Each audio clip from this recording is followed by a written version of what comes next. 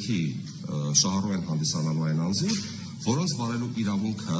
դադարել է, այսինքն վարելու իրավունքից զրկվել են Հայաստանի Հանրապետության ոստիկանության կողմից կայացված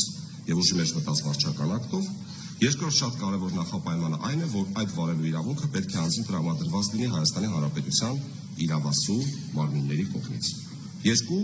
նախապայման այս պահին։ Վարելու իրավունքը պետք է տրամադրված լինի Հայաստանի Հանրապետության կողմից եւ վարելու իրավունքից զրկումը պետք է իրականացված լինի ոստիկանության Հայաստանի Հանրապետության ոստիկանության կողմից կայացված եւ ուժի մեջ մտած ակտի հիմքով։ Այս պարագայում, եթե այս երկու նախապայմանը մենք ունենք, ինչ ենք ասում ենք, վարելու հիմքը վերանալուց հետո, այսինքն զրկման ժամկետը ավարտվելուց հետո, 1 տարվա ընթացքում անձը կարող է դիմել, վճարել համապատասխան պետական տուժք, որը սահմանված է 50,000 դրամի չափով, եւ այս պարագայում առանց որակավորման քննությունների նրա վարելու իրավունքը վերականգնվում է, սահմանվում է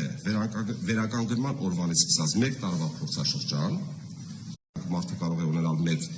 չսպառված միավոր, բայց կատարել այնպիսի խախտում, որի համար ենթադրենք նախատեսված է օրինակ 4 միավոր։ Այս դեպքում 6 արդեն գերազանցեցին եւ նա կզրկվի վարելու իրավունքից 1 տարի ժամկետով